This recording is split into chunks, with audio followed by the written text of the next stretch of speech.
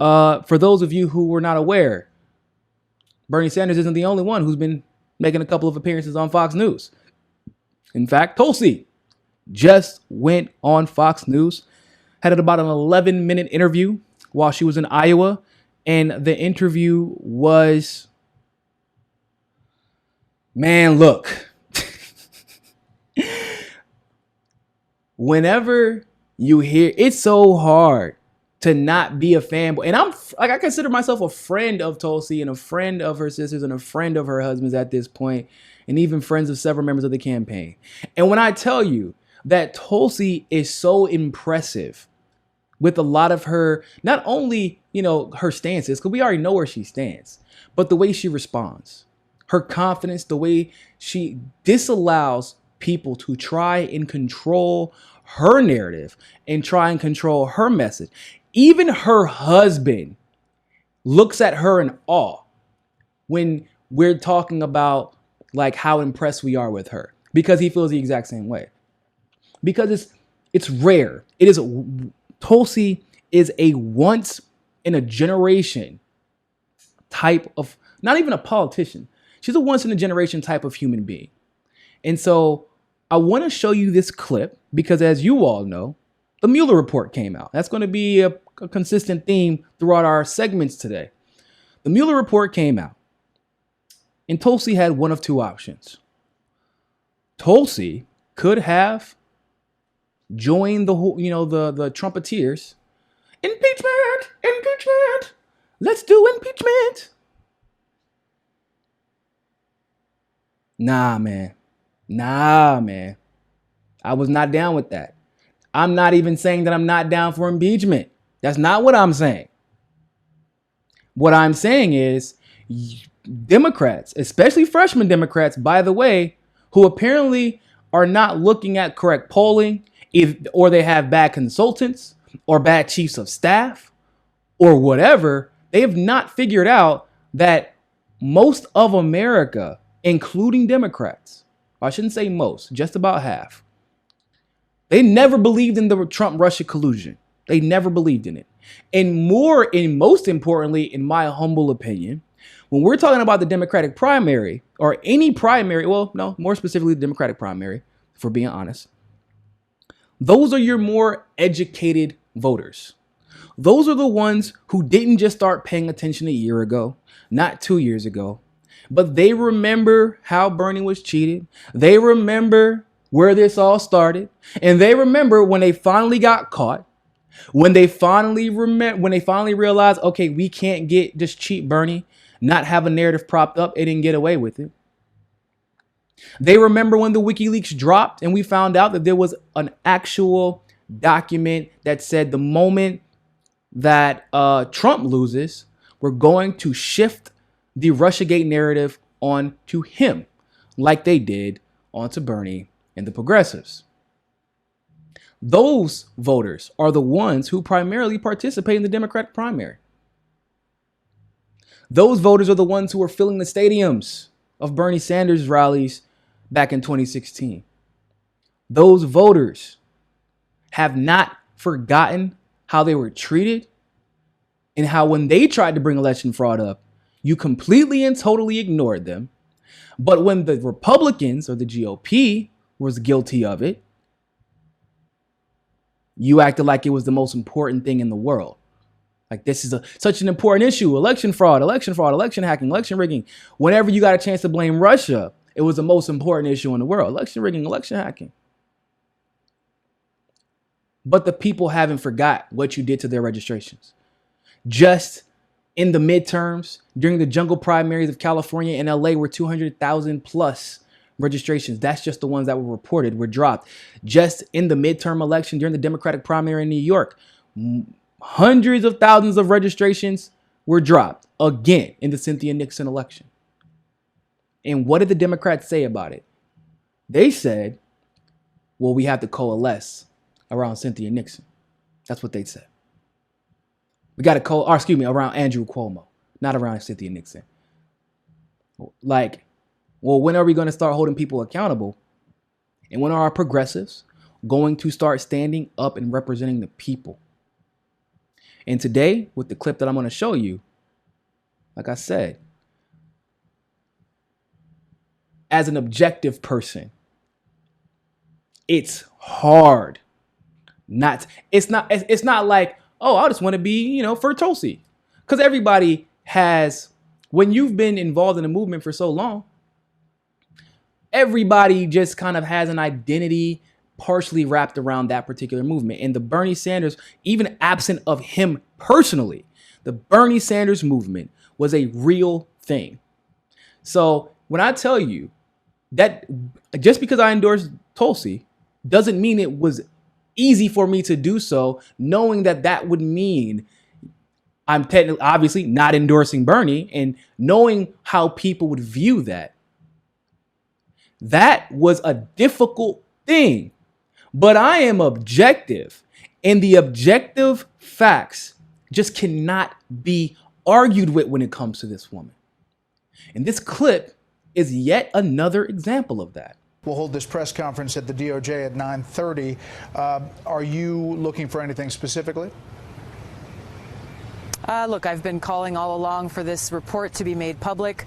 There's not much that I can say. We'll be looking through that report. I would like to highlight an issue that really speaks to the vulnerabilities within our election system that unfortunately has not been addressed by Congress and really hasn't been talked about often enough, even though we have incredible vulnerabilities in our elections infrastructure that must be addressed before we head into the next 2020 election.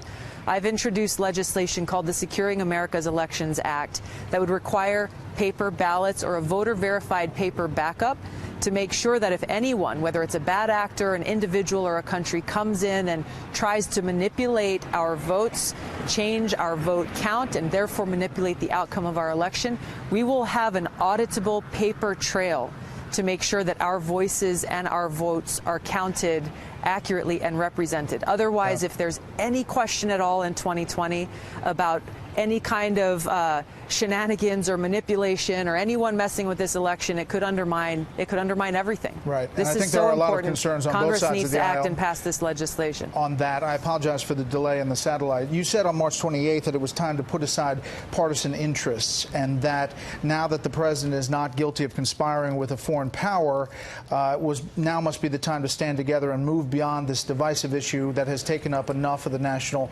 conversation. Did your party not get that message?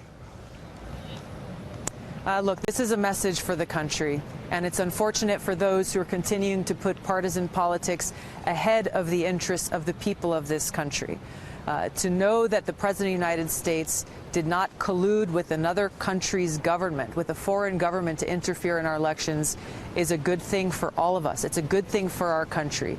We've got to come together and work towards solving the very real challenges that people here in communities like this at Fort Madison, Iowa, and communities all across the country are struggling with. One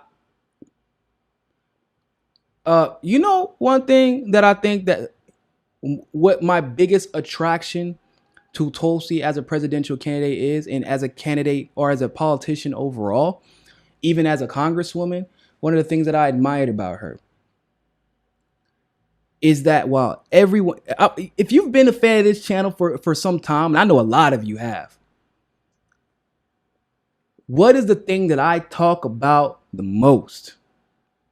What is the thing that I talk about the most? I say, there's going to be a lot of YouTubers, a lot of journalists, a lot of influencers, a lot of different people who will present the problem for you and then ask you for $1 as if they did something original, as if they have done something productive for society, right?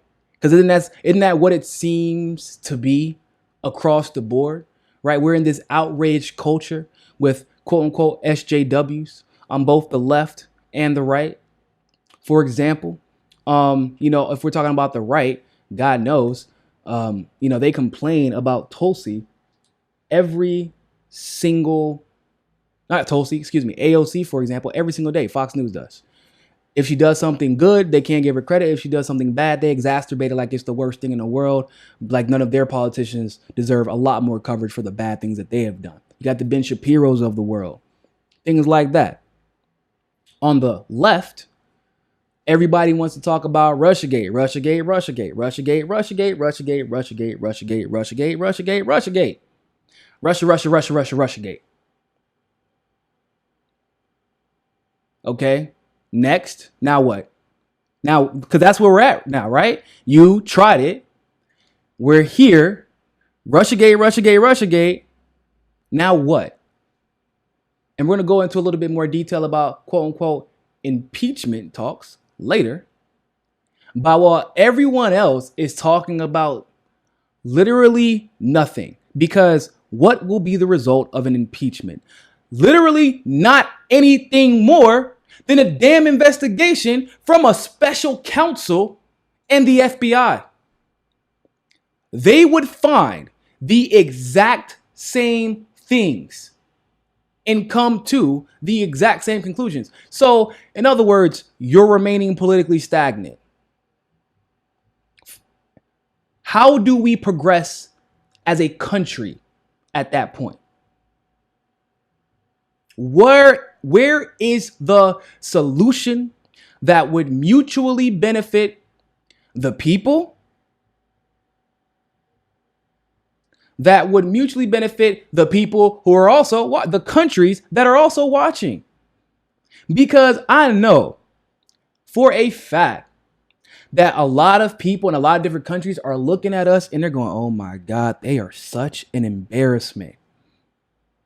Because even when the facts are out there, they said, we got to protect Mueller. Right? Well, first it was James Comey was a hero, whatever. They even gave him a bunch of money. They even gave him a bunch of damn money. Then we come to find out, oh yeah, then it was Protect McCabe. Remember, it was Protect McCabe. They thought that James Comey should have been fired or shouldn't have been fired and that it was obstruction of justice. Turns out, no, it was not. It was not. Then it was Protect McCabe. Oh, but that wasn't Trump who fired McCabe. That was the Office of the Inspector General of the FBI. The FBI fired McCabe because of his conflict of interest, because of the way, the horrid fashion he was conducting this investigation that clearly seemed to be targeting one person while blatantly ignoring the actions of another. And this man was fired by an OIG who actually doesn't like Trump. So what exactly is an impeachment supposed to achieve? Where is the solution there? Because you're not getting him out of office. You're reconducting an investigation that's already, oh my God, it's amounted to millions in tax dollars wasted at this point. And then even if your investigation was legitimate, and even if it could amount to something, it would still, at the end of the day, be completely unproductive, because when you get to the Senate, nothing will happen.